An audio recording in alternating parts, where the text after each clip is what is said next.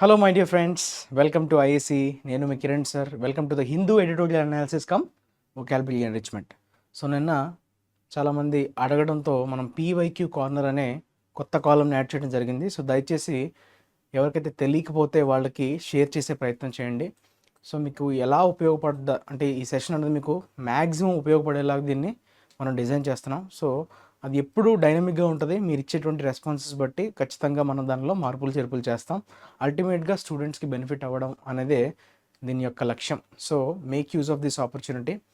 మీకు అన్నీ ఫ్రీగా యాక్సెస్ దొరుకుతుంది కాబట్టి సో ఎనీవన్ కెన్, అంటే మన ఐఏసీ స్టూడెంట్ అవ్వాల్సిన అవసరం లేదు కాబట్టి సో మీకు ఇదొక మంచి ఆపర్చునిటీ. సో వీలైనంత మంది రెస్పాండ్ అవ్వండి. ఓకే, మీకు ఎందులో అయితే ఇబ్బంది ఉందో వాటిని నివృత్తి చేసుకొని ఓకే లీడ్ తీసుకోండి. కాకపోతే ఎక్కువ మంది దేన్ని కోరుకుంటున్నారో మనం దాని వైపు మనం మొగ్గు చూపిస్తాం కాబట్టి make sure okay you comment them your opinions in the comment section. అలానే వీడియోని చివరి దాకా చూడండి. వీడియోలో వచ్చేటువంటి ఇన్ఫర్మేషన్ని నేర్చుకున్న తర్వాత ఖచ్చితంగా లైక్ బటన్ని ప్రెస్ చేయడం మర్చిపోవద్దు. ఓకే, సో ఈరోజు మనం 10th ఆగస్ట్ కదా. సో 10th ఆగస్ట్కి సంబంధించినటువంటి కంటెంట్ని ఈరోజు చూడబోతున్నాం.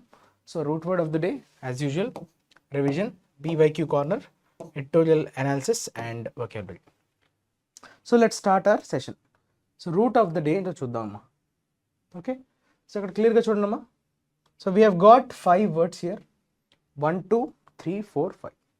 సో ఈ 5 వర్డ్స్కి సంబంధించి మనకి ఓకే రూట్ ఏమైనా ఉందమ్మా, సోఫ్ ఉంది కదా. సో ఇక్కడ S O P H సోఫ్.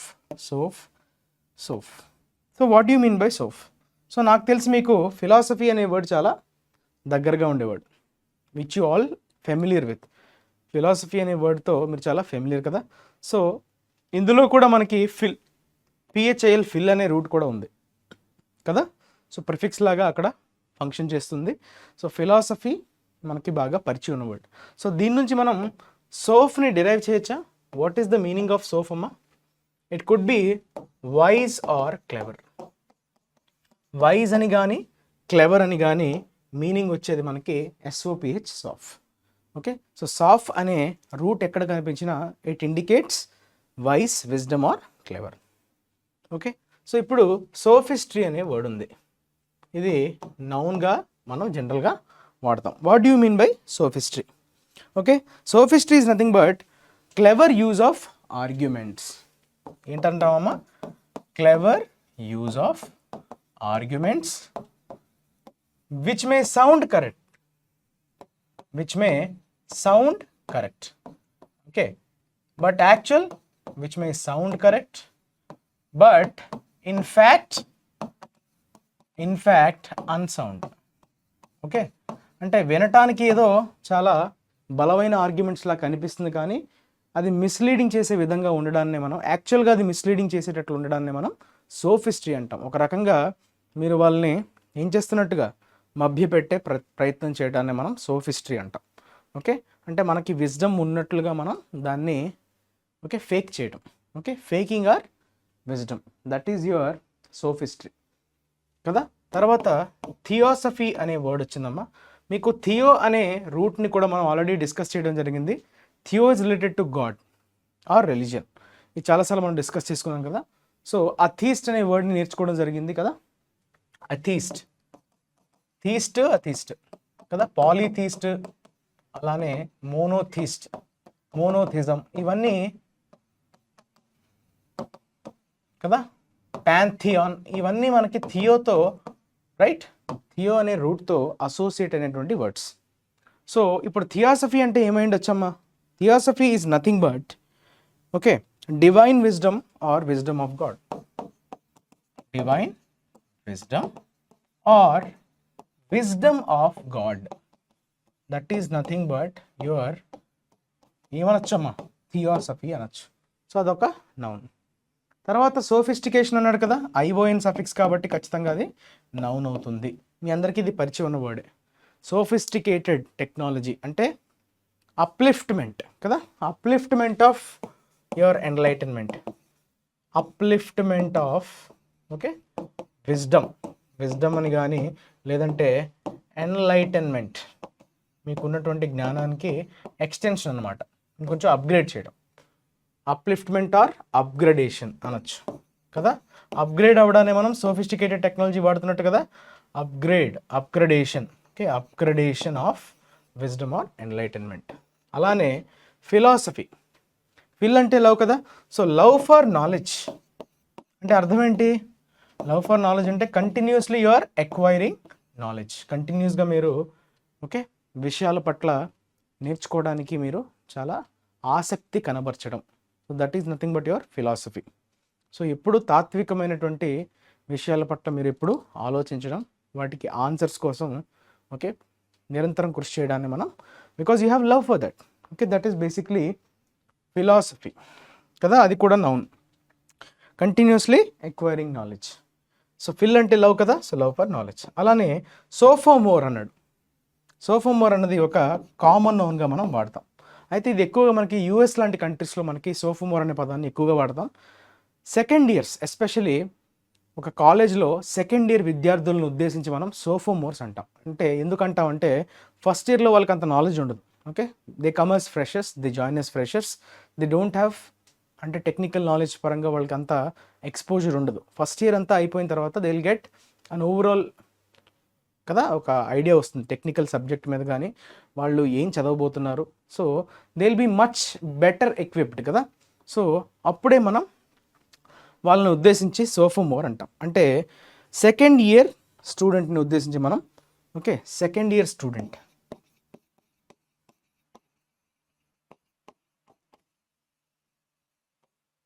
In US high school or college, okay, high school కానీ ఆర్ కాలేజ్లో ఉండే సెకండ్ ఇయర్ గ్రాడ్యుయేషన్ స్టూడెంట్ని మనం సోఫోమోర్ అని పిలుస్తాం. సో సోఫోమోర్ అంటే he has little more knowledge, he's little more wise than the okay ఫ్రెష్గా మనం జాయిన్ అయ్యేటప్పుడు మనకు అంత ఉండదు. సో ఆ ఉద్దేశంలో వాళ్ళు సోఫోమోర్ అనే పదాన్ని వాడటం జరిగింది.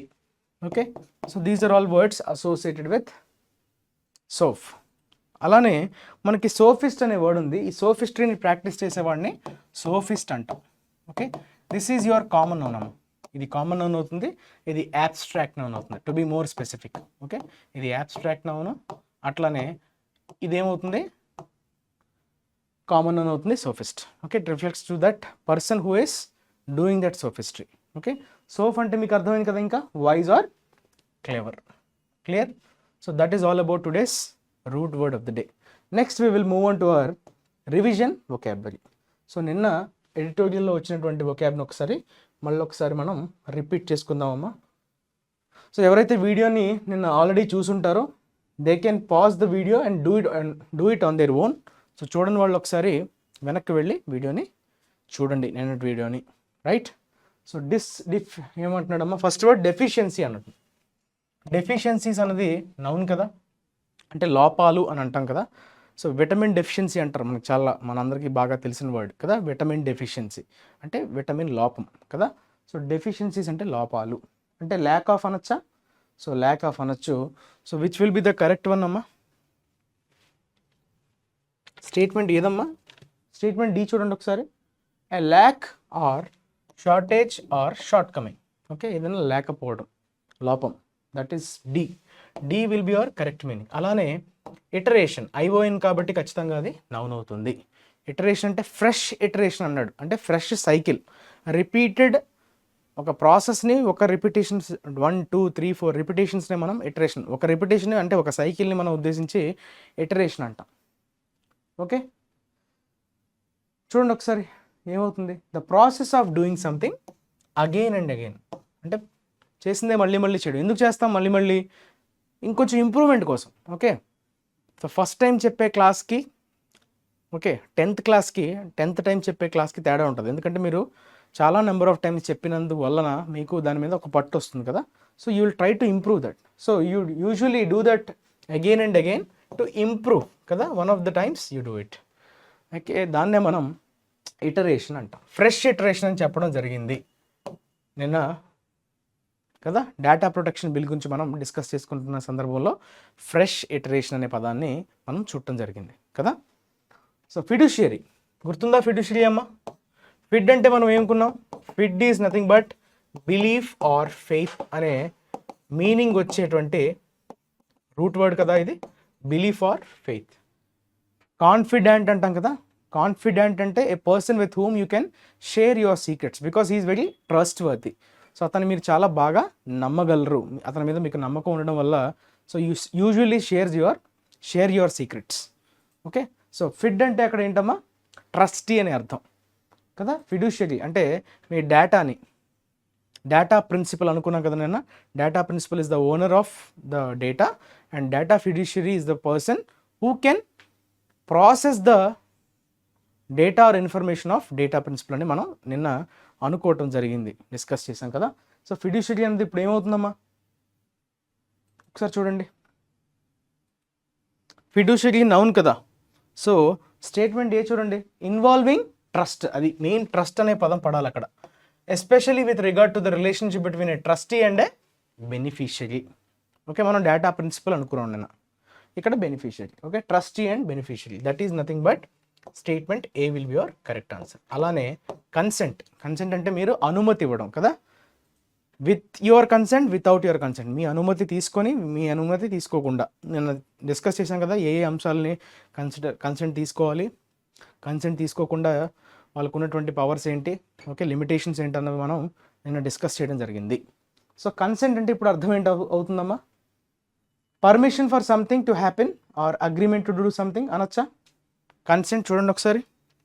సో కన్సెంట్లో స్టేట్మెంట్ ఐ చూడండి, permission for something to happen or agreement to do something, దాన్నే మనం కన్సెంట్ అంటాం. ఓకే, అలానే adjudicate verb. Okay, something is right or wrong అంటే ఒక జడ్జిమెంట్ని ఇవ్వడాన్ని మనం ఎడ్జుడికేట్ అంటాం. రెగ్యులేట్ అంటే జరగకముందు తీసుకోవాల్సినటువంటి నియంత్రణ వ్యవస్థనే మనం ఏమంటాం, రెగ్యులేషన్ అంటాం కదా. సో రెగ్యులేషను ఎడ్జుడికేషన్ రెండింటి గురించి మనకి నిన్న ఎడిటోరియల్లో రావడం జరిగింది కదా. సో ఎడ్జుడికేషన్ అంటే తప్పు జరిగిపోయిన తర్వాత, ఓకే రిజల్ట్ వచ్చిన తర్వాత బేరీజులు వేయడం, ఓకే జడ్జ్మెంట్ పాస్ చేయడం, that is your adjudicate. Make a formal judgement on a disputed matter. Okay, ఏదైనా సమస్యకి సంబంధించినటువంటి ఒక జడ్జిమెంట్ని పాస్ చేయడాన్ని మనం ఎడ్జుడికేట్ అంటాం, దాని నౌన్ ఫామే ఎడ్జుడికేషన్. అలానే కంప్లైన్స్ అనే వర్డ్ కూడా వచ్చింది కదా, కంప్లై అన్నది మనకి వర్బ్గా తీసుకుంటే compliance will be your noun form of comply. So comply with అంటే ఏంటమ్మా, ఆ రెగ్యులేషన్స్కి తగ్గట్టుగా మీరు ఫాలో అవ్వడాన్ని, ఒబే చేయడాన్నే మనం కంప్లైన్స్ అంటాం.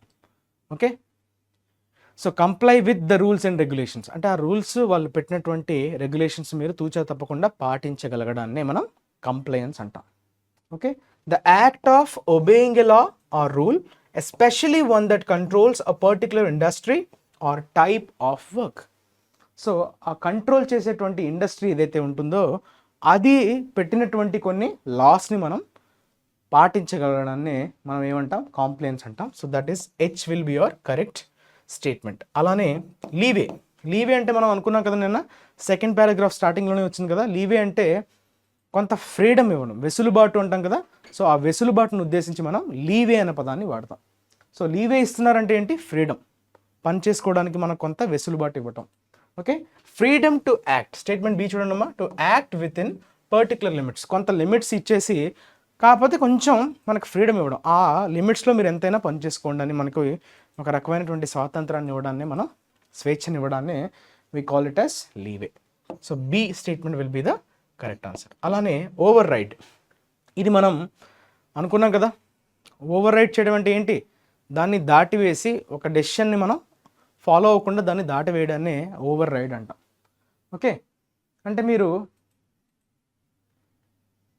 చూడండి, of a person who has the necessary authority to decide against or refuse to accept a previous decision an order or person.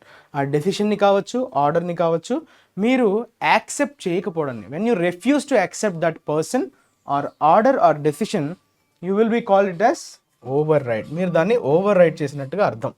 So మీరు ఒక డెసిషన్ని ఓవర్ రైడ్ చేశారు, ఓకే అంటే మీరు దాన్ని యాక్సెప్ట్ చేయలేదు, you didn't accept, you refuse to accept that decision is nothing but your override. అలానే discrepancies, dis అనేది negative prefix కదా, అలానే ప్లూరల్ ఫామ్ కాబట్టి అది నౌన్ అవుతుంది. డిస్క్రిపెన్సీస్ అవకతవకలు అంటాం తెలుగులో.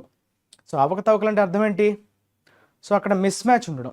ఓకే, సో ఇక్కడ జాగ్రత్తగా చూడండి. Unexpected differences in two amounts or two sets of facts or conditions which suggest that something is wrong. అంటే ఏదో తప్పు ఉండడం. మిస్ మ్యాచ్ అయిందంటే అర్థం ఏంటి? దెర్ ఈజ్ సమ్ రాంగ్, ఎక్కడో తప్పు జరిగింది, పొరపాటు జరిగిందని. సో ఆ పొరపాట్లు ఎక్కడెక్కడైతే జరుగుతాయో వాటిలే మనం డిస్క్రిపెన్సీస్ అంటాం. ఓకే, అవకతవకలు. ఓకే, సో ఖచ్చితంగా answer G will be your perfect answer. Iron out, ఇది ఒక ఫ్రేజల్ వర్బ్ కదా, సో దీన్ని మనం వర్బ్గా వాడచ్చు.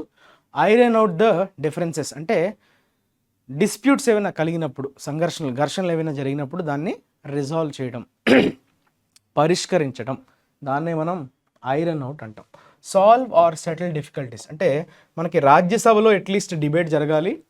లోక్సభలో ఎట్లానో పాస్ అయిపోయింది, రాజ్యసభలో అయినా అందులో ఉండేటువంటి డిస్క్రపెన్సీస్ని రిజాల్వ్ చేయాలి, సాల్వ్ చేయాలి అనే మీనింగ్లో వచ్చింది. యాక్చువల్గా అది నిన్న రాజ్యసభలో కూడా పాస్ అయిపోయింది బిల్. ఓకే, ఇప్పుడు ప్రెసిడెంట్ కన్సెంట్ ఒకటి మిగిలి ఉంది కదా. So that's all about today's editorial revision, vocabulary revision కదా. సో ఒకసారి చెక్ చేసుకోండి అమ్మా. Next we will move on to PYQ corner. Okay, మనందరికి చాలా ఇష్టమైన కార్నర్. సో ఎస్పెషల్లీ Tier 2కి ప్రిపేర్ అవుతున్న వాళ్ళు కూడా, లేదంటే Tier 1 కొంచెం మార్క్స్ అటు ఇటు ఉంటామా వెళ్ళిపోతామా అనే ఒక మీమమ్స్లో ఉన్న వాళ్ళు కూడా you can go through these videos. This will definitely boost your score. మీ స్కోర్ని బూస్ట్ చేయడానికి ఖచ్చితంగా ఉపయోగపడతాయి. మీ ఫ్రెండ్స్తో కూడా షేర్ చేయండి. దయచేసి వీడియోని లైక్ చేయండి. ఓకే, సో ఫస్ట్ క్వశ్చన్ ఏంటో చూద్దామమ్మా. చూడండి ఏమంటున్నాడో ఫస్ట్ క్వశ్చన్. మనకి 4 స్టేట్మెంట్స్ ఇచ్చాడు. ఆ 4 స్టేట్మెంట్స్లో మనం we have to arrange them in a logical order. అది ఆర్డర్లో లేదు, దాన్ని మనం జంబుల్డ్ కదా. సో జంబుల్డ్ అంటే they are not in an order. So we have to put them in an logical order based on some clues. So మనం అనుకున్నాం కదా, ప్రతిసారి మనం ఏం చెక్ చేసుకోవాలమ్మా? ఇక్కడ ఫస్ట్ ఆప్షన్స్ని ఒకసారి పరిశీలిస్తే సి ఉంది కదా, CADC అంటే ఖచ్చితంగా స్టేట్మెంట్ బితో స్టార్ట్ అవ్వకూడదు. AR DR C కదా. అయితే డి చూడండి, యాజ్ ఏ రిజల్ట్ అన్నాడు. యాజ్ ఏ రిజల్ట్ అన్నది ఎప్పుడు మనకి స్టార్టర్ కింద వర్క్ అవుతుందా? ఫస్ట్ ఇనీషియల్గా బిగినింగ్లో ఒక స్టేట్మెంట్ని ఓపెన్ చేయడానికి as a result, because of something, as a result అంటే దీని ముందు ఏదో ఉంది. సో అప్పుడే మనం యాజ్ ఏ రిజల్ట్ అనే ఫ్రేజ్ని వాడగలం కదా. సో యాజ్ ఏ రిజల్ట్ అంటే డీతో మొదలయ్యేది ఖచ్చితంగా ఎలిమినేట్ అయిపోతుంది. మళ్ళీ ఏ చూద్దాం. ఏ స్టేట్మెంట్ చూడమ్మా. The olive tree grows slowly yet lives a long time. అయితే ద ఓలివ్ ట్రీ అంటున్నాడు కదా, అది ఒక స్టేట్మెంట్లా ఉంది కానీ ఓపెనింగ్ స్టేట్మెంట్లా ఉందా? ఫ్రెష్గా మనకి ఏదైనా ఇన్ఫర్మేషన్ ఇస్తున్నట్టుగా కానీ ఇండిపెండెంట్ సెంటెన్స్ లాగా కనిపిస్తున్నా కూడా ట్రీస్ గ్రోస్ స్లోలీ అంటే దాని క్యారెక్టరిస్టిక్ చెప్తుంది కానీ ఓలివ్ ట్రీ అంటే ఏంటో ఫస్ట్ మనకి ఒక ఇంట్రడక్షన్లా పనిచేయట్లేదు. అంటే ఖచ్చితంగా బి కూడా ఎలిమినేట్ అయిపోతుంది. అంతేనా కాదా? చూడండి ఒకసారి. రైట్, ఇప్పుడు ఒక్కసారి చూడండి. యాజ్ ఏ రిజల్ట్ అని వచ్చింది చూసారా. యాజ్ ఏ రిజల్ట్ అంటే అర్థం ఏంటి? ఇందు మూలాన, దీని వలన. The olive tree is known as immortal tree అంటే ఎప్పటికీ చావు లేనిది అనే మీనింగ్ వస్తుందా లేదా? సో ఇమ్మార్టల్ అంటే which has no death, that is mortal అంటే డెత్, ఇమ్మార్టల్ అంటే నో డెత్. సో మైథాలజీ పరంగా బాటనీ పరంగా దాన్ని అంటారంట. అయితే యాజ్ ఎ రిజల్ట్ అంటున్నాడంటే దానికి సంబంధించినటువంటి ఒక స్టేట్మెంట్ దాని ముందు ఉండాలా లేదా? ఒకసారి చూడండి అమ్మా. B, the normal life span of an olive tree is 300 to 400 years, but olive trees as ancient as 3000 years have been discovered. అంటే 3000 సంవత్సరాల ఏజ్ ఉన్న ఓలివ్ ట్రీస్ కూడా కనబడ్డాయి. సో ఇది మనకి రీజన్లా కనిపించట్లేదా? సో దీనివల్లనే యాజ్ ఎ రిజల్ట్ అంటే ఖచ్చితంగా మనకి BD అన్నది మ్యాండేటరీ పేర్లా కనిపిస్తుంది. అంటే డి షుడ్ ఫాలో బి తర్వాత డి రావాలి. ఓకే, ఇక్కడ చూడండి, డి ముందు వచ్చేసింది. అబ్జర్వ్ చేశారమ్మా, డి మనకి ఇక్కడ ముందు వచ్చేసింది, బి తర్వాత రావాలి కదా డి. అంటే ఖచ్చితంగా ఏ గెట్స్ ఎలిమినేటెడ్. అంటే ఖచ్చితంగా ఆన్సర్ డి అవుతుంది. అంటే సితో చూడండి, the olive is a well known Mediterranean native ever green tree whose fruit and oil are used in cuisine and cooking. ఒక ఫ్రెష్ స్టేట్మెంట్, మనకి కొత్తగా ఇంట్రడక్షన్ ఇస్తున్నట్టుగా క్లియర్గా కనిపిస్తుంది. ఓలివ్ గురించి చెప్తున్నాడు. ఓలివ్ అంటే ఏంటి? Mediterranean native ever green tree అనమాట. ఓకే, మెడిటరేనియన్ నేటివ్ అంటే అక్కడ అది పుట్టింది, దానికి అది లోకల్ అనమాట. అక్కడ అది ఓలివ్ ట్రీ అనేది అక్కడ పుట్టింది అనమాట, నేటివ్ కదా, హూస్ ఫ్రూట్ అండ్. సో ఇప్పుడు మనకి ఇంట్రడక్షన్ ఇచ్చాడు. సో దీని తర్వాత మనకి the olive tree grow slowly it lives a long time. స్లోగా గ్రోత్ని కానీ చాలా దాని లాంజివిటీ పెద్దది అని చెప్తున్నాడు. సో దీన్ని బట్టి మనకి క్లియర్గా ఆప్షన్ డి అనేది కరెక్ట్ ఆన్సర్లా మనం. ఓకే, అందుకు యాజ్ ఎ రిజల్ట్ కూడా మనకి కంక్లూజన్లో వచ్చే స్టేట్మెంట్ కాబట్టి CABD will be your correct answer. అర్థమైంది కదమ్మా? సో వీడియోని ఒకసారి పాజ్ చేసుకుని మీకు మీరుగా ట్రై చేయండి, తర్వాత ఆన్సర్స్ని మీరు టాలీ చేసుకోండి. సెకండ్ది చూడండి. ఓకే, ఇక్కడ కూడా మీరు ఆప్షన్స్ని ఫస్ట్ పట్టుకోవాలి. సో ఇక్కడ మనకి సి ఉందమ్మా, బి ఉంది, ఏ ఉన్నాయి కదా. సో ఇప్పుడు ఇప్పుడు డీని ఇగ్నోర్ చేయొచ్చు. Okay, A B C. ఓకే, ఇందులో దేర్ వైఫ్స్ అన్నాడు బిలో. అర్థమైంది కదా. సో దేర్ అంటే ఎవరిది? So we have no idea. So B is incorrect. అంతేనా కదా? బీతో స్టార్ట్ అయ్యే ఛాన్స్ లేదు. దేర్ అంటే ఎవరి wives? We have no idea. So B gets eliminated. తర్వాత సి చూడండి, Ratan and Moti's wives would work hard and would earn the bread for the family. Statement బాగానే ఉంది, కానీ ఇంతకీ రతన్ మోతీ ఎవరు? వీరి గురించి మనకి ఇన్ఫర్మేషన్ లేనప్పుడు అది ఇంట్రడక్షన్గా ఎలా మనం తీసుకోగలం? ఇంట్రడక్షన్ అంటే ఫస్ట్ రతన్ మోతీ ఎవరో తెలిస్తేనే అప్పుడు వాళ్ళ వైఫ్స్ గురించి మనం తెలుసుకోవచ్చు. ఫస్ట్ వాళ్ళెవరో తెలియనప్పుడు వాళ్ళ వైఫ్స్ గురించి తెలుసుకుని మనం ఏం చేస్తాం అంటే సితో కూడా ఛాన్స్ లేదు. ఓకే, ఇప్పుడు చూడండి అమ్మా, ఇప్పుడు జాగ్రత్తగా మీరు పరిశీలించాలి. ఇది చాలా కన్ఫ్యూజన్. ఇప్పుడు ఖచ్చితంగా ఏతో స్టార్ట్ అవబోతుందన్న క్లారిటీ మనకు వచ్చేసింది. అంటే బోత్ రత్న, ఇక్కడ రతన్ పడాలి, ఓకే రత్న కాదు రతన్ అనుకుంటా, yes. So Ratan, both Ratan and Moti were idles. Idlers అంటే ఏంటి? ఐడిల్గా ఉండేవాళ్ళు, ఏ పని చేయరు. And did not work. Okay, this made them lazier అని అనుకోవచ్చా మనం? అనుకోవడానికి ఉందా? లేదు. ఏడీ లేదు కదా పేరు, కాదు. సో అంటే ఒక రీజన్ ఏదో ఉంది దానికి. అయితే అది ఏమయ్యే ఛాన్స్ ఉందో చూద్దాం. దేర్ వైఫ్స్ హ్యాడ్ ఇంట్రడ్యూస్డ్, జాగ్రత్తగా అబ్జర్వ్ చేయండి, their wives had introduced order and industry in the house. Order and industry అంటే అర్థం ఏంటి? ఓకే, వాళ్ళు వర్క్ పని ఏం చేయట్లే కదా, ఐడిల్గా ఉంటున్నారు కదా. సో ఆర్డర్ని, అలానే హార్డ్ వర్క్, ఇండస్ట్రీ అంటే హార్డ్ వర్క్, వాళ్ళ ఇంట్లలో అది స్టార్ట్ చేశారంట వాళ్ళు. అయితే దీనికన్నా ముందు మనకు సి రావాలి, అవునా కదా? ఎందుకంటే Ratan and Moti's wife would work hard and would earn the bread and of the family. అంటే ఏ తర్వాత ఖచ్చితంగా సి రావాలి. చూడండి కావాలంటే, అది ఒక కంక్లూజన్. రెండు, దిస్ మేడ్ దమ్ లేజియర్ అన్నాడు కదా. అయితే వాళ్ళు ఆర్డరు ఇండస్ట్రీ తెస్తే ఇంట్లో వాళ్ళ వైఫ్స్, అప్పుడు వాళ్ళు లేజియర్ అవుతారా? ఎలా అవుతారమ్మా? బి తర్వాత డి వచ్చే ఛాన్స్ లేదు. అంటే బి తర్వాత డి ఉంది ఇక్కడ, చూసారా స్టేట్మెంట్ సిలో? చూసారమ్మా, బి తర్వాత డి ఉంది. అంటే బీడి పేరు అన్నది రాంగ్ అవుతుంది. అంటే సి విల్ బి ఇన్కరెక్ట్. ఏ తర్వాత సి రావాలి, అంతేనా కదా? ఏ తర్వాత సి రావాలి. Okay fine. తర్వాత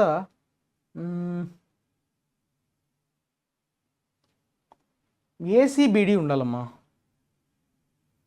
ఏసీడిబి అది లేదంటే ఇక్కడ ఏసీబీడి ఉండాలి. చూడండి అక్కడ ఏదో ఆప్షన్ అక్కడ కరెక్ట్గా కనిపించట్లేదు మనకి. సో ఏబిడిసి అనేది కరెక్ట్ అయ్యే ఛాన్స్ ఉందా? చూడండి, ఈ మూడైతే కాదని మనకు క్లారిటీ వచ్చింది. ఎందుకంటే A C will not be the correct pair. Sorry, A C ఇక్కడ కరెక్టే కదమ్మా, ఏదో తప్పైందమ్మా. Who would work hard and would earn the bread, A C is the correct పేరే. బీడీ కరెక్టేనా? అదే కరెక్ట్గా లేదు. బీడీ అనేది కరెక్ట్గా లేదు. బీడీ కరెక్ట్గా లేకపోవడం వల్ల మనం ఎలిమినేట్ చేసాం. మరి ఏబిడిసిలో ఏ తర్వాత సి వచ్చింది, ఫైన్ బాగానే ఉంది. ఏ తర్వాత బి వచ్చింది, ఏ సి రావాలి. యాక్చువల్గా అక్కడ ఏదో మిస్టేక్ వచ్చింది, ఏ తర్వాత సి రావాలమ్మా. ఓకే, తర్వాత D B, A C D B is the right sequence. Okay, so మనం ఎలిమినేట్ చేసుకుంటూ వెళ్ళిపోవచ్చు అన్నీ, కాకపోతే ఆన్సర్ అక్కడ ఏదో ఆప్షన్ మిస్టేక్ పడినట్టుంది. So this will be your right sequence, A C D B. Okay, next question చూద్దాం. జాగ్రత్తగా అబ్జర్వ్ చేయండి అమ్మా. థర్డ్ క్వశ్చన్ జాగ్రత్తగా అబ్జర్వ్ చేయండి.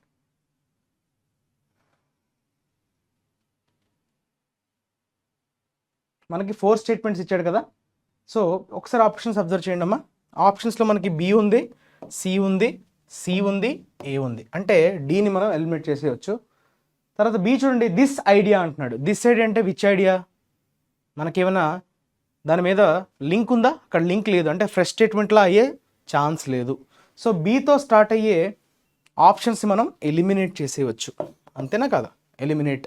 తర్వాత ఏ చూడండి, the movement began in reaction to the ugliness of the industrial age. The movement, ఏ మూవ్మెంట్? అసలు ఏ మూవ్మెంట్ గురించి మాట్లాడుతున్నాడు? Do we have any fresh idea? ఒక ఫ్రెష్ ఐడియా, ఒక ఇండిపెండెంట్ ఐడియాలా కనిపిస్తుందా? ద మూమెంట్ అంటే దాని గురించి ఆల్రెడీ ఒక మూమెంట్ గురించి డిస్కషన్ జరిగిపోయింది, అంటే ఏతో స్టార్ట్ అయ్యే ఛాన్స్ లేదు. అంటే మన దగ్గర మిగిలిన ఆప్షన్స్ ఏంటమ్మా? CBDA or CADB. అంటే ఖచ్చితంగా సితో స్టార్ట్ అవ్వాలనే క్లారిటీ మనకి వచ్చేసింది. Aestheticism was a European arts movement. చూసారా, ఆ మూవ్మెంట్ ఏది? ఇదే. Aestheticism was a European arts movement which centred on the doctrine or that art exist for the sake for its beauty alone. కేవలం beauty మీద ఆధారపడినటువంటి ఒక యూరోపియన్ ఆర్ట్స్ మూవ్మెంట్. ఓకే, కళలకు సంబంధించినటువంటి ఒక మూవ్మెంట్ అది. బాగానే ఉంది. తర్వాత బి రావాలా, ఏ రావాలనేది మనకి సమస్య. ఓకే, అదే కదా మనకి కావాల్సింది. బి రావాలా, ఏ రావాలా? ద మూవ్మెంట్ బిగాన్ అన్నాడు చూసారా, సి తర్వాత ఏ. దిస్ ఐడియా వాజ్ యాంప్లిఫైడ్ అంటున్నాడు.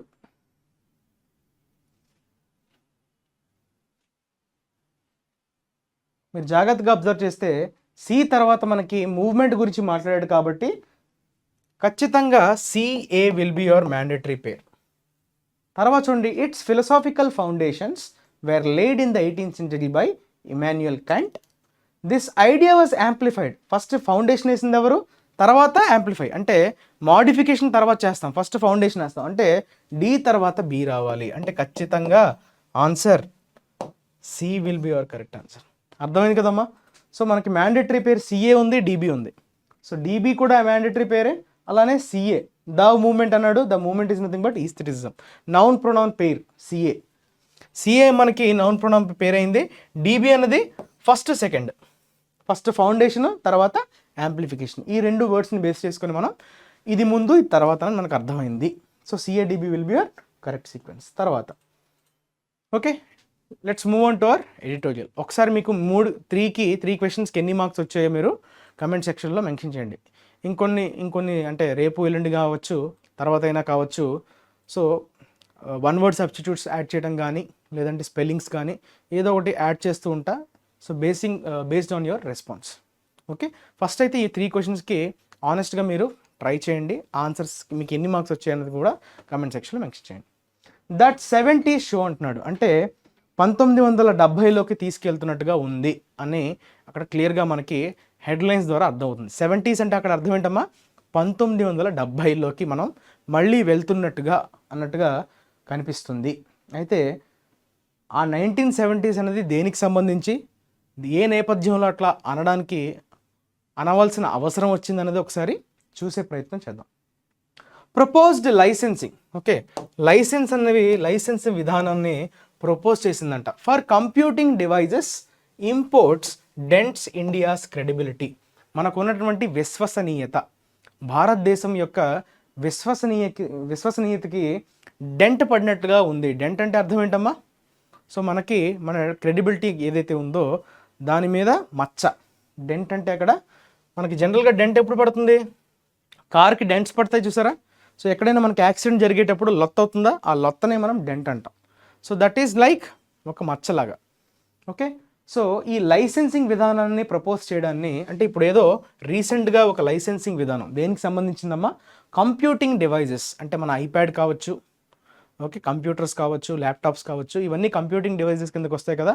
సో వాటిని ఇంపోర్ట్ చేసేటప్పుడు లైసెన్సులు ఖచ్చితంగా ఉండాలనేది కొత్తగా రెగ్యులేషన్ పాస్ అయినట్టుంది. సో ఆ నేపథ్యంలో ఆ ఇంపోర్ట్స్కి సంబంధించినటువంటి లైసెన్స్ని ఏదైతే ప్రపోజ్ చేస్తుందో గవర్నమెంట్, దాన్ని మన ఇండియాకి సంబంధించినటువంటి క్రెడిబిలిటీ చాలా నష్టపోయే అవకాశం ఉందన్నట్టుగా మనకి అర్థమవుతుంది.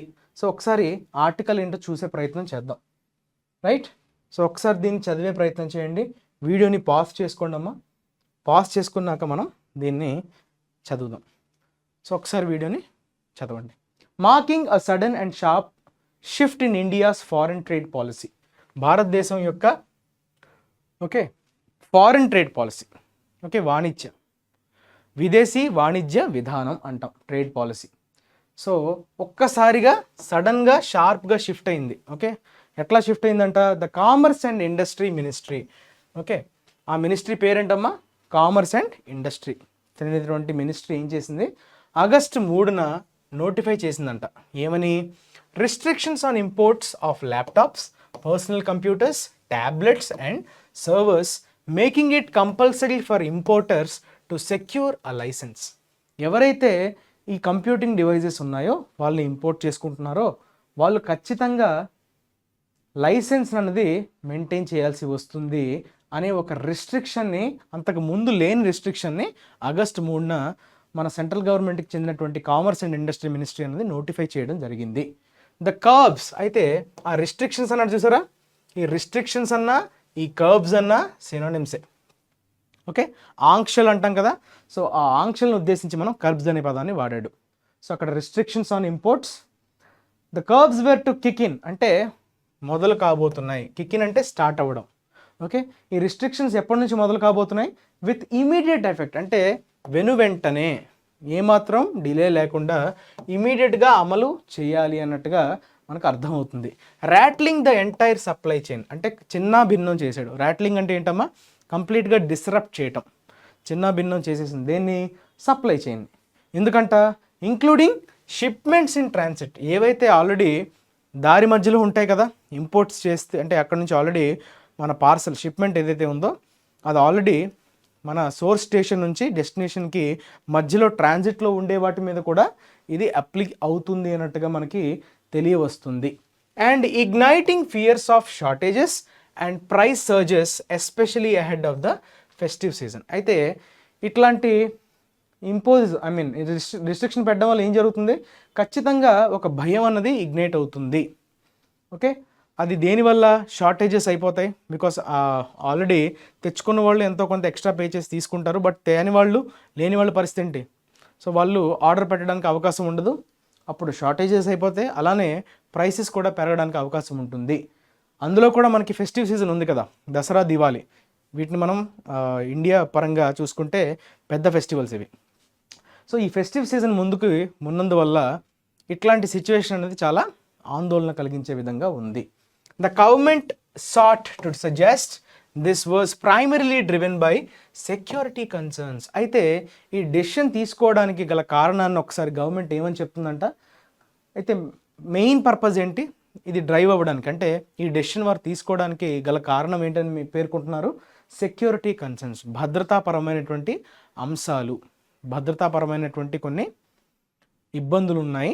ఆ ఇష్యూస్కి, సెక్యూరిటీ ఇష్యూస్ వల్లనే ఈ డెసిషన్ తీసుకోవాల్సి వచ్చింది. అయితే దాని గురించి ఒకసారి ఎలాబరేట్ చేస్తున్నారు చూడండి. సెక్యూరిటీ కన్సర్న్స్ అంటే ఏంటంటే, imported devices could be used for surveillance. అయితే ఏవైతే డివైజెస్ ఇప్పుడు ఇంపోర్ట్ అవుతున్నాయో అవి సర్వేలెన్స్కి, అంటే నిఘా పెట్టుకోవడానికి వాడే అవకాశం ఉంది. కుడ్ బి యూజ్డ్ అంటే అలా చేసే అవకాశం ఉంది. Just as mobile phones could have spyware. Mobile ఫోన్స్లో ఎట్లా అయితే స్పైవేర్స్ పెట్టి మన డే టు డే ట్రాన్సాక్షన్స్ని కానీ మనల్ని ఒక నిఘా పెట్టడానికి మొబైల్ ఫోన్స్లో స్పైవేర్ని ఎట్లా ఇన్స్టాల్ చేస్తున్నారో, అలానే ఈ ఇంపోర్టెడ్ డివైసెస్ వల్ల కూడా మన మీద ఒక నిఘా పెట్టడానికి అవకాశం ఉందన్నట్టుగా తెలియవస్తుంది అని ఆ సెక్యూరిటీ కన్సర్న్స్ గురించి గవర్నమెంట్ సంజాయిషి ఇస్తుందన్నమాట. It was also a rather blunt nudge for IT hardware producers to set up manufacturing bases in India by tapping a production linked incentive scheme which has found few takers. Okay, అయితే ఇది ఇంకోలా కనిపిస్తుంది, ఇంకో డైరెక్షన్లో ఎట్లా కనిపిస్తుంది అంటే it was also a rather blunt nudge అంటున్నాడు. బ్లంట్ అంటే అర్థం ఏంటి? బ్లంట్ అంటే షార్ప్గా లేకపోవడం.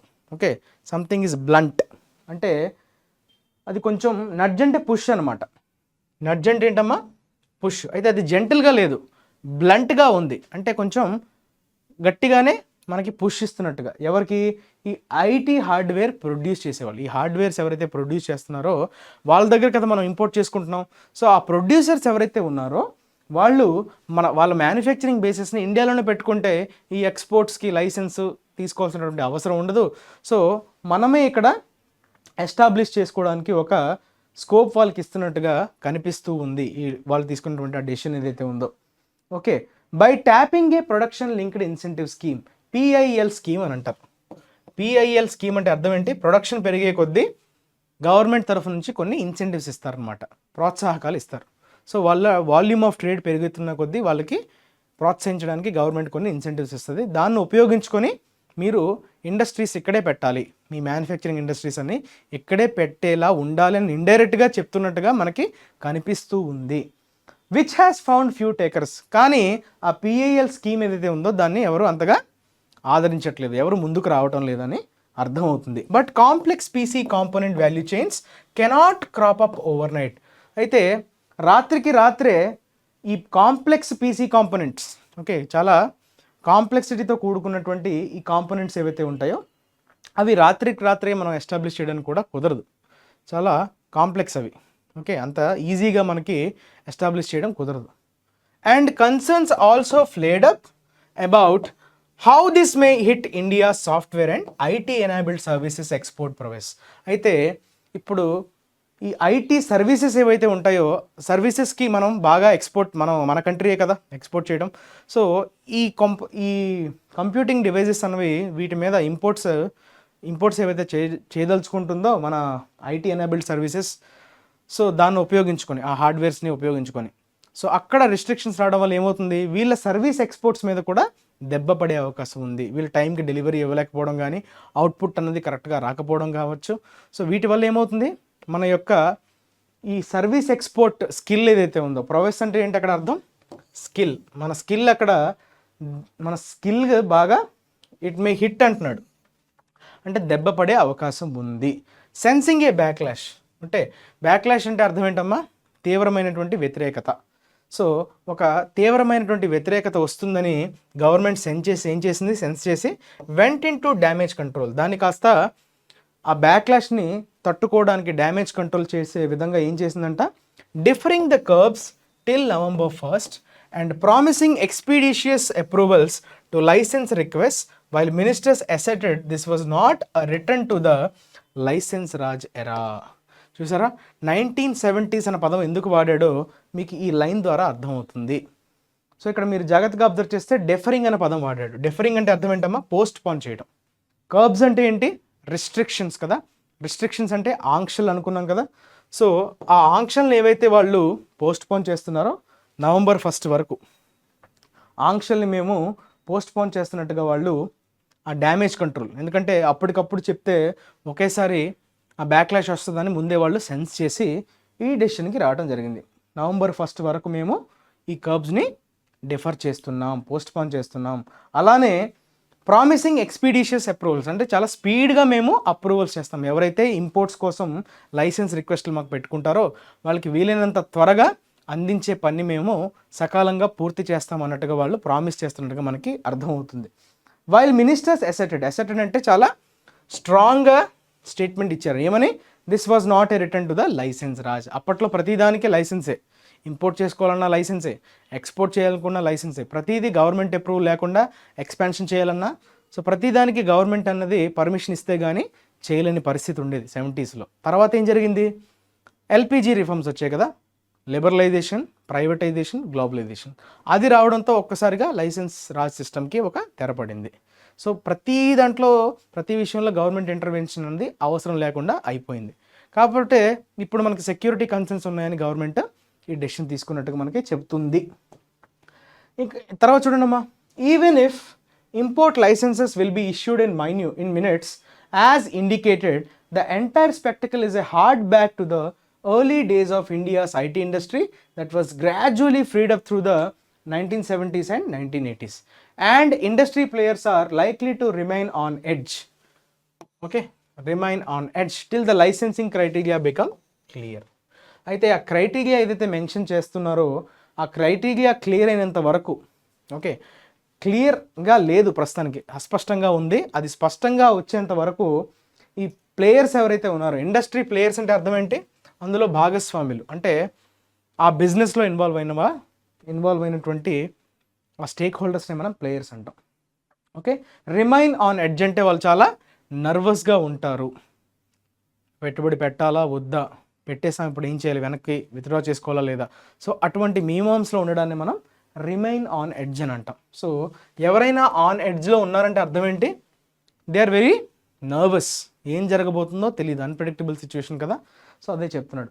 సో ఇంపోర్ట్ లైసెన్సెస్ అనేవి మినిట్స్లో ఇష్యూ చేస్తామని వాళ్ళు ముందుగానే చెప్తున్నా కూడా the entire spectacle is a hark back to the hark back అంటే ఒక్కసారిగా మనల్ని వెనక్కి తీసుకెళ్లే ప్రయత్నం చేస్తుంది. ఎప్పుడు ఇండియా ఐటీ ఇండస్ట్రీ 1970-80లో ఎలా ఉందో ఆ టైంకి తీసుకెళ్లే విధంగా కనిపిస్తుంది అన్నట్టుగా మనకి తెలుస్తుంది. Would importers need to justify imports of cutting edge devices? అయితే ఇది ఒక క్వశ్చన్ అడుగుతున్నాడు. Would importers need to justify imports of cutting edge devices or a software firm need to submit proof of new hires or fresh export orders to secure licenses? అయితే ఈ లైసెన్స్ని ఏదైతే secure చేసుకోవడానికి importers అనేవాళ్ళు, okay, మేము import చేసుకుంటున్నాం పలానా device అని చెప్పేసి వాళ్ళు జస్టిఫై చేసుకునే విధంగా లైసెన్స్ని అడగాలా, లేదంటే ఏ సాఫ్ట్వేర్ ఫర్మ్ అయితే ఎక్స్పోర్ట్ చేస్తుందో, ఓకే, మనం ఇంపోర్ట్ చేసుకుంటున్నాం, సో సాఫ్ట్వేర్ ఫర్మ్ ఏదైతే ఓకే ఫ్రెష్ ఆర్డర్స్ని ఎక్స్పోర్ట్ చేస్తుందో అది లైసెన్స్ కోసం అప్లై చేయాలన్నది మనకి క్లారిటీ లేదు. అక్కడ క్వశ్చన్ అడుగుతున్నాడు. సో వీళ్ళిద్దరిలో ఎవరు పెట్టుకోవాలి, ఓకే, లైసెన్స్ అనేది ఎవరు పెట్టుకోవాల్సినటువంటి అవసరం ఉంది అని అడుగుతున్నాడు. ఓకే, అర్థమైంది కదమ్మా. So if PC and tablet imports which fell almost 28% in 2022-2023 to $5.3 billion are causing security fears because many come from China. Okay, PC పరంగా అంటే personal computer and tablet imports ఇవన్నీ మనకి స్టాటిస్టిక్స్ పరంగా చూసుకుంటే ఆల్మోస్ట్ 28% పడిపోయాయంట. అది కూడా ఎప్పుడమ్మా, 2022-23. సో ఆ ప్రాంతంలో $5.3 billion మనం పడిపోయిందంట imports. Okay, so are causing security fears, so భద్రతాపరమైనటువంటి భయాల్ని కలగజేస్తుంది, ఎందుకంటే చైనా నుంచి అవన్నీ వస్తున్నాయి కాబట్టి. The government can mandate testing norms to verify shipments. ఏవైతే మనకి వస్తున్నాయో షిప్మెంట్స్ అంటే ఇంపోర్ట్స్ చేసుకుంటాం కదా, సో వాటిని ఖచ్చితంగా టెస్ట్ చేయాల్సినటువంటి అవసరం ఉన్నట్టుగా మనం గవర్నమెంట్ మ్యాండేట్ చేసే అవకాశం ఉంది. ఓకే, మ్యాండేట్ అంటే మీరు ఇది చేయాల్సిందే అని వాళ్ళ మీద మ్యాండేటరీగా చేయాలి అన్నట్టుగా వాళ్ళ మీద రూల్ విధించడం. If the intent is to spur investments, it is difficult to bully global majors into committing large outlays at virtual gunpoint when they have other easier to do business alternatives around the world. అయితే ఇది చేయడానికి గల కారణం ఒకవేళ నిజంగా ఇన్వెస్ట్మెంట్స్ని బాగా పెంచడానికి ఇట్లా ఇంపోర్ట్స్ మనం రిస్ట్రిక్షన్స్ పెట్టామని అనుకుంటున్నారు అంటే ఆ కేసు తీసుకుంటే ఒకవేళ గవర్నమెంట్ అట్లా ఆలోచిస్తే ఏమవుతుంది, it is difficult to bully అంటే బెదిరించడం. బుల్లీ అంటే ఏంటి, వాళ్ళని ఇబ్బంది పెట్టడం కానీ వాళ్ళని బెదిరించడం అనే మీనింగ్లో బుల్లీ అని వాడతాం. ఈ గ్లోబల్ మేజర్స్ని అంత ఈజీగా మనం ఓకే కన్విన్స్ చేయలేం. సో ఇట్లా పెట్టేస్తే వాళ్ళు వచ్చి మన దగ్గర ఇన్వెస్ట్మెంట్స్ చేసేస్తారు అని అనుకోవడానికి లేదు, ఎందుకంటే వాళ్ళు మన మీదే డిపెండ్ అవ్వరు. So they have easier to do business alternatives. వాళ్ళకి మిగతా చాయిసెస్ ఉండుండొచ్చు, మనకంటే బెటర్ ఆప్షన్స్ ఇచ్చే దేశాల వైపు వాళ్ళు వెళ్ళిపోవడానికి వాళ్ళకి ఆల్టర్నేటివ్స్ ఉంటాయి. సో వాళ్ళు ఏదో మన మీద డిపెండ్ అయ్యి బిజినెస్లు చేయరు కాబట్టి. So okay, any increase in costs or limitations on device options would also imply collateral damage for India's consumers. Okay, any increase in costs or limitations on device. So ఇప్పుడు మనకి ఈ ఇంపోర్ట్స్ రిస్ట్రిక్షన్స్ పెట్టడం వల్ల కాస్ట్లు పెరిగిపోవచ్చు, లేదంటే మనకు కావాల్సినటువంటి options ఏవైతే ఉంటాయో అవి తగ్గిపోవచ్చు. ఈ రెండు కూడా జరిగే అవకాశం ఉంది ఈ ఇంపోర్ట్స్ మీద పెట్టినటువంటి రిస్ట్రిక్షన్స్ వల్ల. సో అలా జరిగితే ఇట్ వుడ్ ఆల్సో ఇంప్లై అంటే అర్థం ఏంటి, సో ఇండికేట్ చేస్తున్నాయి. దేని ఇండికేట్ చేస్తాయి? Collateral damage for India's consumers. అంటే ఇప్పుడు ఎక్స్పోర్ట్ చేసేవాడు బలవుతాడు, ఓకే, ఇంపోర్ట్ చేసేవాడు బలవుతాడు. ఓకే, అక్కడ ప్రాబ్లం వచ్చింది కాబట్టి వాళ్ళ మధ్య ఏదో ప్రాబ్లం వచ్చిందంటే ఒక అర్థం ఉంది. కానీ మధ్యలో ఇండియాస్ కన్జ్యూమర్స్, వాళ్ళు కన్జ్యూమర్స్కి ఇప్పుడు ప్రైస్ పెరిగిపోతున్నా నష్టం వచ్చేది వాళ్ళకే, అలానే ఆప్షన్స్ తగ్గిపోయినా కూడా నష్టం వచ్చేది వాళ్ళకి. అంటే వీళ్ళిద్దరికి వచ్చిన ప్రాబ్లం వల్ల వీళ్ళు సఫర్ అవ్వడాన్ని మనం కొలాటరల్ డ్యామేజ్ అంటాం. ఓకే, ఎప్పుడైనా రెండు కంట్రీస్ మధ్య వార్ జరిగితే ఇల్లు కోల్పోవడాలు, హాస్పిటల్స్ డ్యామేజ్ అయిపోవడాలు, స్కూల్స్ పాడవడాలు, ఇవన్నీ కొలాటరల్ డ్యామేజ్ కిందకి వస్తాయి. ఓకే, కొలాటరల్ డ్యామేజ్ అంటాం. ఓకే, సో అక్కడ ఉండేటువంటి వార్లో ఇన్వాల్వ్ అయినటువంటి సోల్జర్స్ చనిపోవడం వేరు, కానీ ఈ యుద్ధం క్రమంలో ఆ బిల్డింగ్స్, స్కూల్స్, ఆసుపత్రులు, స్కూల్స్ ఇవన్నీ నష్టం అవ్వడాన్ని మనం కొలాటరల్ డ్యామేజ్ అంటాం. సో మన ఇండియన్ కన్జ్యూమర్స్ అలాగా ఓకే నష్టపోతున్నారు అని చెప్తున్నాడు. For many house holds and small enterprises this is not just about crossing the digital divide but also access to government services increasingly going online in a digital India. అయితే ఇలా కానీ జరిగితే చాలా small enterprises కావచ్చు, అలానే చాలా వరకు house holds ఏవైతే ఉన్నాయో ఇండియాలో, ఓకే, డిజిటల్ డివైడ్ అంటే అర్థం ఏంటి? కొంతమంది దగ్గరే కొన్ని ప్రొడక్ట్స్ ఉండడం, ఓకే, అందరికీ యాక్సెసిబిలిటీ లేకపోవడాన్ని మనం డిజిటల్ డివైడ్ అంటాం. అంటే అర్థం ఏంటి? కొంత రిచ్ పీపుల్, కొంచెం అప్పర్ మిడిల్ క్లాస్ వాళ్ళ దగ్గర వాళ్ళకి యాక్సెస్ ఉంటాయి డివైజెస్కి, సో వాళ్ళు చాలా విషయాలు ఈజీగా నేర్చుకోవడానికి కానీ యాక్సెస్ చేయడానికి వీలు ఉంటుంది. పూర్ స్టూడెంట్స్కి యాక్సెస్ ఉండకపోవడం వల్ల ఏమవుతుంది? There will be a digital divide అంటున్నాడు. సో అక్కడితో పరిమితం అయిపోతుందా? కాదు. But also access to government services increasingly going online. So గవర్నమెంట్కి సంబంధించినటువంటి సర్వీసెస్ ఏవైతే ఉన్నాయో ఆ సర్వీసెస్ కూడా ఆన్లైన్లోకి వెళ్ళిపోయాయి కదా, ఇప్పుడు అంతా ఆన్లైన్లో జరుగుతుంది కాబట్టి. సో డిజిటల్ ఇండియా ప్రతిష్టాత్మకంగా మనం తీసుకున్నటువంటి ప్రోగ్రామ్ కదా, సో దీనివల్ల బాగా గవర్నమెంట్ సర్వీసెస్ కూడా ఆన్లైన్లోకి వెళ్ళిపోయాయి. ఇప్పుడు ఎలా అయినా మనకు ఆ డివైజెస్ ఉండాల్సిందే, అది లేకుండా మనం ఈ డిజిటల్ డివైడ్ అనేది పెరిగిపోతుంది అని చెప్తున్నాడు. Taken together with some recent policy ploys. అయితే కొన్ని రీసెంట్గా వాళ్ళు అమలుపరిచినటువంటి కొన్ని పాలసీస్ ఎట్లా ఉన్నాయి? Such as the 28% GST on gambling bets, the freeze in prices of deregulated petroleum products. So this development makes for an ominous flashback for investors. So ఇవన్నీ వరుసగా చూస్తుంటే ఎలా ఉన్నాయి? జిఎస్టీ పెట్టింది 28%, దేని మీద? బెట్టింగ్స్ మీద 28% జిఎస్టీ ఇంపోజ్ చేయడం కావచ్చు, లేదంటే ఈ డీరెగ్యులేటెడ్ పెట్రోలియం ప్రొడక్ట్స్ మీద ఒక రకమైనటువంటి స్తంభన, ఫ్రీజ్ అంటే ఏంటి? స్తంభించడం, ఓకే, ప్రైజెస్ అనేవి ఫ్రీజ్ చేయడం కావచ్చు. సో వీటి వల్ల ఏమవుతుంది? ఈ డెవలప్మెంట్స్ అన్ని ఒకసారి ఫ్లాష్ బ్యాక్లోకి వెళ్తే ఒమినస్ ఫ్లాష్ బ్యాక్ అంటున్నాడు. ఒమినస్ అంటే ఏంటి? మనకు ఒక బ్యాడ్ సైన్ని ఇవ్వడం, okay, not good, something is bad, దాన్నే మనం ఒమినస్ అంటాం. Okay, ominous flash back for investors. ఎవరైతే ఇన్వెస్ట్ చేద్దాం అనుకుంటున్నారో ఇవన్నీ సిరీస్ ఆఫ్ డెవలప్మెంట్స్ అంతా చూస్తే వాళ్ళకి ఖచ్చితంగా మనం పెట్టచ్చా పెట్టకూడదా అనే ఒక ఆందోళన మొదలవుతుంది. Unpredictable policies, excessive taxation and a return to a maximum government can derail India's reform story. So భారతదేశానికి సంబంధించినటువంటి రీఫార్మ్ స్టోరీ. ఓకే, రిఫార్మర్స్ అంటే ఎవరమ్మా? ఎవరైతే పురోగతి అంటామా, ఆ వర్డ్ నాకు ఎప్పుడు గుర్తురాదమ్మా.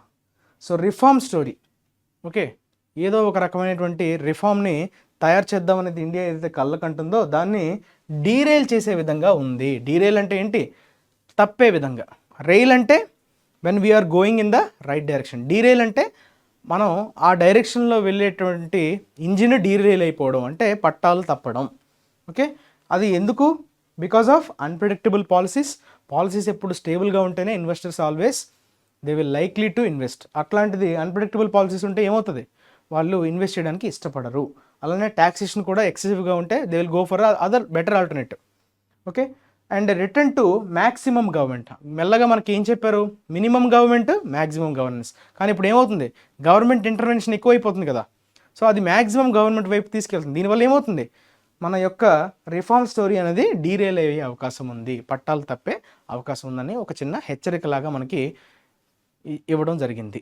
సో వొకాబులరీ కదా, సో ఇప్పుడు ఒకసారి వొకాబులరీ చూద్దామా. బ్రేక్ త్రూ అనే పదాన్ని వాడాడు. సో బ్రేక్ త్రూ అంటే జనరల్గా మనకి బ్రేక్ త్రూ. ఓకే, ఈ రెండు వర్బ్ ప్లస్ ప్రిపోజిషన్ కాదు. బ్రేక్ త్రూ అనేది ఒక నౌన్. ఓకే, బ్రేక్ త్రూ అంటే ఏదైనా ఒక సైంటిఫిక్ అడ్వాన్స్మెంట్నే మనం బ్రేక్ త్రూ అంటే ఇప్పటివరకు ఎవరు చేయని దాన్ని మనం చేయగలగడం. ఎస్పెషల్లీ అది సైన్స్ పరంగా అడ్వాన్స్మెంట్ వైపు తీసుకెళ్లే విధంగా మనం ఏదన్నా కొత్త డిస్కవరీ చేస్తే దాన్ని మనం ఏమంటాం? బ్రేక్ త్రూ అంటాం. అడ్వాన్స్ డెవలప్మెంట్ లీప్ అంటే ఒక రకమైనటువంటి ముందడుగు. Okay, that is your breakthrough. A major breakthrough in DNA research. DNA రీసెర్చ్లో ఒక పెద్ద మైలురాయి, ఒక అచీవ్మెంట్లా తీసుకోవచ్చు. Sudden dramatic and important discovery or development. ఆ డెవలప్మెంట్ని ఎస్పెషల్లీ మనం రీసెర్చ్ ఓరియంటేషన్లో ఓకే ఒక కొత్తగా ఏదైనా డిస్కవర్ చేయగలిగితే అది చాలా పాత్ బ్రేకింగ్గా ఉండడాన్ని మనం బ్రేక్ త్రూ అంటాం. ఓకే, చాలా సమస్యలని పరిష్కరించగలడం లేదంటే ఫర్దర్ రీసెర్చెస్కి అది హెల్ప్ చేసే విధంగా ఉండడాన్ని మనం బ్రేక్ త్రూ అంటాం. So it's a development, scientific development. Precursor అనే పదాన్ని వాడాడు. ప్రీకర్సర్ అన్నది మనం నౌన్గా వాడచ్చు. ఓకే, ప్రీకర్సర్ అంటే అర్థం ఏంటంటే ఒక సైన్ లాగా. ఓకే, ప్రిడిసెసర్ అంటారు చూసారా, యాంటీసిడెంట్ అంటే ముందే జరగడం. యాంటీ ఈస్ బిఫోర్ కదా, ప్రీ అన్నా బిఫోరే కదా. సో ప్రెడిసెసర్ అన్న యాంటీసిడెంట్ అంటే సో దానికి కారకం అని చెప్పడం precursor. Okay, sulphur dioxide is the main precursor అంటే that is the main reason okay for the acid rain. Something that happened or existed before or another thing, especially if it either developed into it or had an influence. So దానికి influence కలిగించేలా అది ఉండడాన్ని మనం precursor అంటాం. Pre అంటే before కదా, precursor. Antecedent, predecessors are their synonyms. అలానే pragmatic. Pragmatism noun, pragmatic adjective. Pragmatic approach అంటే ఏంటంటే ప్రాక్టికల్గా ఉండడం.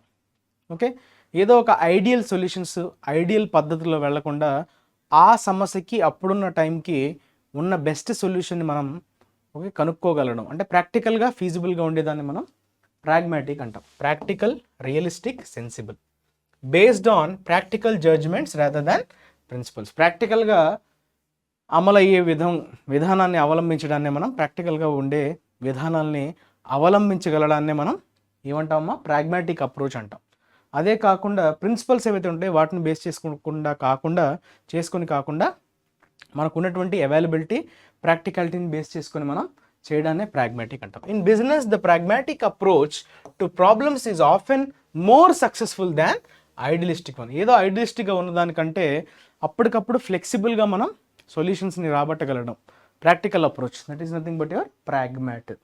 ప్రాగ్మాటిజం అంటే ప్రాక్టికల్ థియరీని అలవర్చుకోవటం. అలానే రిట్రీట్. రిట్రీట్ని మనం వర్బ్గా వాడచ్చు. రిట్రీట్ అంటే మనం వైదొలగడం, వెనుదిరగడం అనే మీనింగ్ వస్తుంది. అంటే ఓడిపోతాం అనే భయంతో మళ్ళీ వెనుదిరగడం, వెనుకంజ వేయటం. That is nothing but your retreat. Withdraw, flee, take to one's heels అంటే మనం ఒక్కసారిగా ఎస్కేప్ అవ్వడానికి పరిగెత్తడాన్ని మనం ఏమంటాం? Take to one's heels. ఇది ఒక ఇడియోమాటిక్ ఎక్స్ప్రెషన్ అమ్మ. So what does this idiom mean? It means to okay flee, run hurriedly. Okay, so when she came towards me shouting I retreated అంటే ఒక్కసారిగా నేను పరుగందుకున్నాను. To go away from a place or person in order to escape from fighting or danger. Danger నుంచి కానీ fighting నుంచి తప్పించుకోవడానికి, మిమ్మల్ని మీరు రక్షించుకోవడానికి పరిగెత్తడాన్ని మనం ఎస్కేప్ అవ్వడాన్ని రిట్రీట్ అంటాం. Okay, stalemate. స్టేల్మేట్ అంటే ఏంటమ్మా? స్టేల్మేట్ అంటే ఒక రకమైనటువంటి డెడ్ లాక్ అనమాట. అంటే ముందుకి ఏమంటారు? ముందు నుయ్యి వెనక గొయ్యి అంటారు చూసారా తెలుగులో, దాన్నే మనం స్టేల్మేట్ అంటాం. అంటే ఎటు కదలలేని పరిస్థితి, ముందుకు వెళ్ళినా పడతాం, వెనక్కి వెళ్ళినా పడతాం అన్న టైప్లో. సో ఒక రకమైనటువంటి ఓకే దాన్ని ఏమంటాం? ఇంపాజ్ అనే పదాన్ని వాడతాం. డెడ్ లాక్, స్టాండ్ ఆఫ్ అంటే సొల్యూషన్ రాకపోవడం. సో ఎటువైపు వెళ్ళినా కూడా ప్రమాదం పొంచి ఉండడాన్ని మనం స్టేల్మేట్ అంటాం.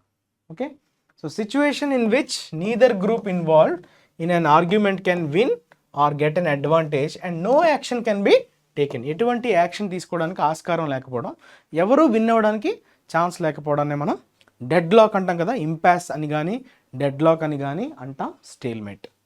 Okay, tomorrow's meeting between the two leaders is expected to break a diplomatic stalemate that has lasted for 10 years.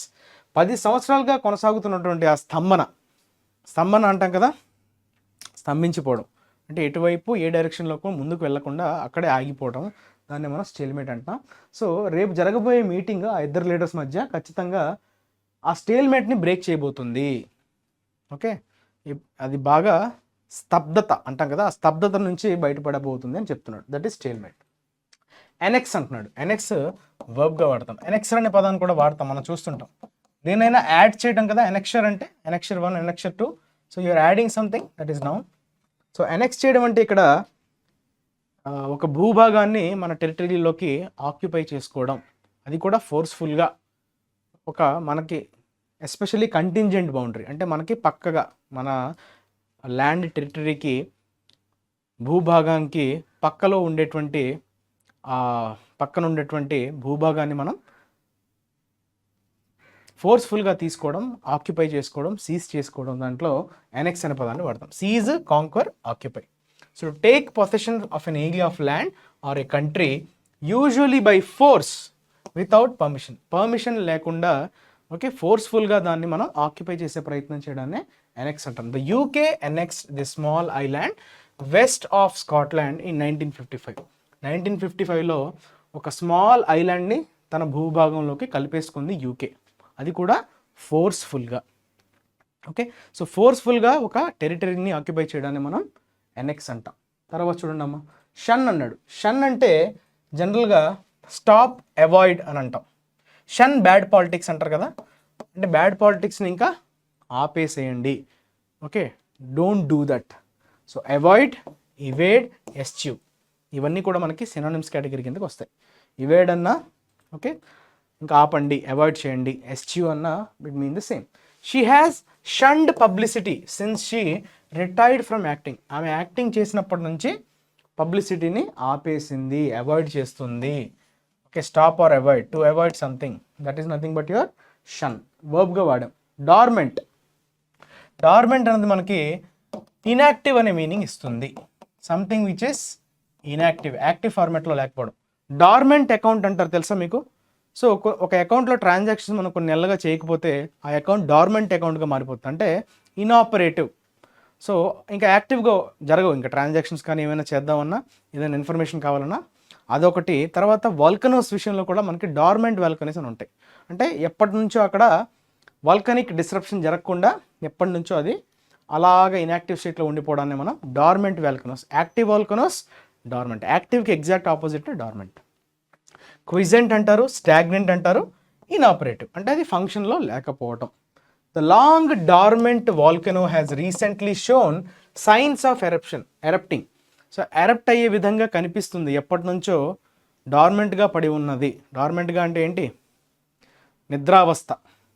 చూసారా, డార్మ్ అనే ఒక రూట్ వర్డ్ ఉందమ్మా. డార్మ్ అంటే స్లీప్ అనే మీనింగ్ వస్తుంది అనమాట. డార్మెటరీ మీకు తెలుసు కదా. సో డార్మెటరీలో ఏముంటాయి? బెడ్స్ ఉంటాయి కదా. So dormitory is meant for sleeping. So చాలామంది మాస్గా మనకి బెడ్స్ అవైలబుల్లో ఉంటాయి, అక్కడ జస్ట్ పడుకోవడానికి మనం ఆ డార్మెటరీస్లో వెళ్తుంటాం. ఓకే, స్పేస్ అన్నది అక్కడ. సో పబ్లిక్గా అందరికీ బెడ్స్ ఉంటాయి, అక్కడ పడుకోవాలి. డార్మ్ అంటే అక్కడ అర్థం ఏంటి? స్లీప్, అంటే ఇన్యాక్టివ్ అనే మీనింగ్ వస్తుంది. Something that is dormant is not active, అది యాక్టివ్గా లేకపోవడం. Or growing but has the ability to be active at a later time, అంటే మళ్ళీ ఎప్పుడైనా యాక్టివ్ అవుతుందేమో కానీ ప్రస్తుతానికి అది ఇన్యాక్టివ్గా ఉండడం. ఆ స్టేట్నే మనం డార్మెంట్ స్టేట్ అంటాం. So dormant is basically an adjective. Okay, so with this we have completed today's vocabulary, right? So పీవైక్యూని మీరు ఆదరించండి, వీటికి ఇంకొంచెం జోడిస్తూ ఉంటాం. సో 3 కాస్త 5కి వెళ్తాయి. 5లో కూడా 2 ఇడియమ్స్ కావచ్చు, మీకు ఏది కావాలంటే అది మీరు కామెంట్ సెక్షన్లో మెన్షన్ చేయండి. వీడియోని చివరి వరకు చూసినందుకు చాలా థ్యాంక్స్. అలానే మీ ఫ్రెండ్స్కి కూడా సర్క్యులేట్ చేయండి. ఓకే, వ్యూస్ మనకి బాగా పెరగాలమ్మా, ఎందుకంటే వ్యూస్ పెరిగితేనే మాలో జోష్ కానీ మీకు ఇంకా బెటర్ కంటెంట్ ఇవ్వడానికి మేము ఖచ్చితంగా శ్రమిస్తాం. సో మా శ్రమకి తగ్గ వ్యూస్ రాకపోతే మాకు కూడా నిస్సత్వం వచ్చేస్తుంది కదా. So will lose our moral. So please try to make use of this opportunity. So మళ్ళీ రేపు ఇదే కంటెంట్, అంటే ఈ కంటెంట్ కాదు, కొత్త కంటెంట్తో మీ ముందుకు వస్తా. అంతవరకు take care. Stay tune to IACE. వీడియోని లైక్ చేయడం మర్చిపోవద్దు. Okay, so take care, bye. Your Kiran sir signing of.